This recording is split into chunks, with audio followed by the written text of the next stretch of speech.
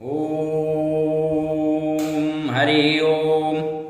ओम भूमानंदात्मने नमः। अयोध्या स्थित कालिकुलालय के इस लोकोपकारक स्वस्तिप्रद सारस्वत समारोह में आप सभी श्रोताओं का हार्दिक अभिनंदन है। इधर कई दिनों से धनागम के लिए जितने जो भी उपाय संभव हो सकते हैं और मेरी जानकारी में थे, उन सबको मैं क्रमशः आप लोगों के सम्मुख प्रस्तुत करता आ रहा हूं। उसी क्रम में आपको हम बता दें कि धनागम हेतु यक्षिणियों की भी साधना का विधान तंत्र ग्रंथों में प्राप्त होता है। यक्ष जात की देवी को यक्षिणी कहा जाता है। सामान्यतया 28 यक्षिणियां विशेष रूप से उल्लेखनीय हैं, उनमें भी 8 प्रमुख हैं। वैसे तो इनकी संख्या इससे भी कहीं अधिक है। प्रत्येक यक्षिणी एक विशेष प्रभाव क्षमता से सुसंपन्न होती है। उनमें कतिपय यक्षिणियां विशेष रूप से वैभव धन प्रदायिनी होती हैं। इनमें से विभ्रमा, विशाला, शतपत्रिका, मेखला, लक्ष्मी यक्षिणी, शंखिनी, धनदा और चंद्रिका में लक्ष्मी प्राप्ति कराने की अतुल क्षमता विद्यमान है।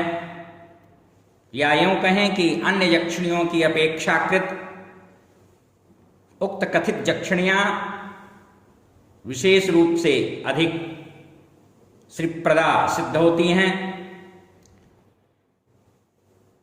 पीछे भी मैं कह चुका हूं, फिर आज स्मरण दिला दूं कि यक्षिणियों और अप्सराओं का जप मूंगा, स्फटिक या शंख की माला पर ही करना चाहिए।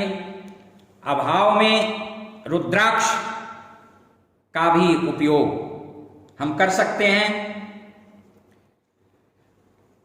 अप्सरा और यक्षिणियों की साधना में सावधानी की महती आवश्यकता होती है, तभी सिद्धि संभाव्य होती है। स्वेच्छाचारिता और मनमुखी ढंग से कभी भी इस साधना में प्रवृत्त नहीं होना चाहिए। बिना गुरु के निर्देश के, मार्गदर्शन के स्वेच्छा से आप यक्षिणियों को माता, भगिनी, स्त्री, पुत्री का संबोधन दे करके उनका ध्यान करते हुए जप करें। यही इसका शास्त्रोचित विधान है। निरामिष भोजी रहना चाहिए। तांबूल का भी भक्षण न करें। मृगछाला या ऊन या कंबलासन पर बैठें और किसी को कभी अपने शरीर से स्पर्श न तो करें न करने दें। नित्य क्रिया करके निर्जन स्थान या निर्धारित निश्चित निर्देशित पीठ पर ही आप पुरस्चरण या जप करें, तब तक जब तक कि प्रत्यक्ष होकर मनोवांछित वर न मिल जाए। निरंतर बराबर जप करते रहें अनवरत। कतिपय यक्षिणियों का निर्भय और मौन होकर के श्मशान में 2 लक्ष यानी 2 लाख मंत्र का जप किया जाता है और उसका दशांश गुग्गुल गोघृत मिश्रित हवन सामग्री से हवन, तर्पण, फिर पुनः मार्जन का कार्य किया जाता है। और यह नियम लगभग सभी यक्षिणियों की साधनाओं में लागू होता है। यह अलग है कि न्यूनाधिक के रूप से। लक्ष्मी यक्षिणी की साधना आप अपने घर के शून्य कक्ष में करें। कनेर के पुष्पों से अर्चना नित्य करना चाहिए और 1 लक्ष यानी 1 लाख जप के पश्चात दशांश हवनादि करना चाहिए। साधना काल में लाल वस्त्र धारण करें और मूंगे की माला या कमलगट्टे की माला पर भी, जिसे कमलाक्ष कहते हैं, उस पर भी जप किया जा सकता है लक्ष्मी है। ऐसे ही पद्मिनी यक्षिणी का भी विधान है। धन है लक्ष्मी और कमलात्मिका की यक्षिणी धनदा प्रचुर प्रभावकारी कही गई हैं। इन्हें कमला यक्षिणी भी कहते हैं। विधिवत सपाद लक्ष्य अर्थात 1.25 लाख जप करने पर यह देवी धनदा धनदायिनी सिद्ध हो जाती हैं और साधक को अन्य सिद्धियां भी प्रदान करती हैं। यह अतुल संपत्ति प्रदा हैं। इनका शीघ्र सिद्धि प्रदायक मंत्र 9 अक्षर है, यानी 9 अक्षरों का है, जिसके कुबेर ऋषि हैं। पंक्तिश छंद है। सर्वार्थ सिद्ध्यर्थ धनदा देवी का विनियोग जप किया जाता है और माया बीज से इनका करन्यास हृदयन्यास कर लेना चाहिए। फिर ध्यान और पूजन का क्रम संपादित किया जाता है। इन चिदस्वरूपिणी देवी का अपने स्वरूप में भावना करके मानसोपचार पूजन भी साधक को नित्य करना चाहिए। इनका ध्यान इस प्रकार है। धनदा देवी के शरीर की कांति निर्मल है, श्वेत वर्ण है, रक्त वस्त्रों से परिलसित हैं, वलयित हैं, चतुर्भुजी हैं। 2 हाथों में सोने के 2 पद्म यानी स्वर्ण पद्म कमल शोभायमान हैं और 2 हाथों से अभय वर मुद्रा प्रदान कर रही हैं। एक में अंकुश भी विद्यमान है। यह देवी रत्न जटित कुंडल स्वर्ण कुंडल को धारण करके शोभायमान हो रही हैं। साधक को सदा सब प्रकार के इच्छानुसार फल प्रदान करती हैं। त्रिनेत्रा हैं। इनके गले में सर्पों की माला सुशोभित हो रही है। भयहारिणी हैं। पाप विनाशिनी देवी को सादर करबद्ध प्रणमांजलि समर्पित करने के पश्चात जब प्रारंभ करना चाहिए। तत्पश्चात अर्घ्य स्थापन करके धेनु और योनि मुद्रा का प्रदर्शन भी करना चाहिए। पीठ पूजन करके मंत्र का हम शुभारंभ करें।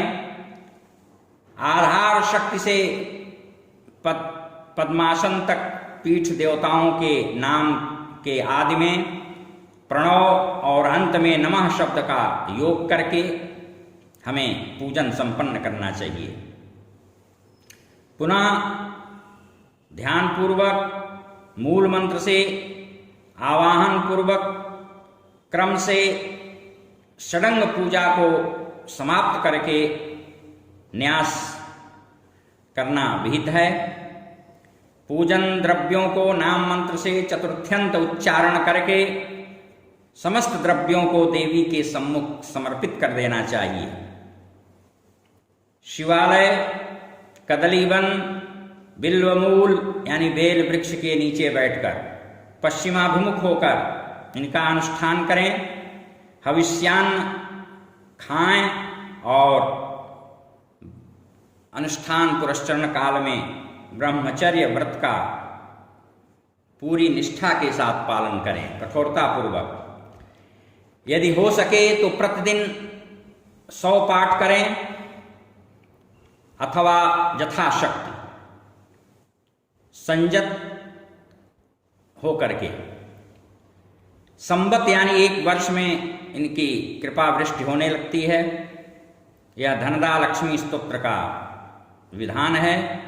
इसमें कुल मात्र 21 श्लोक उपनिबद्ध हैं, ग्रथित हैं।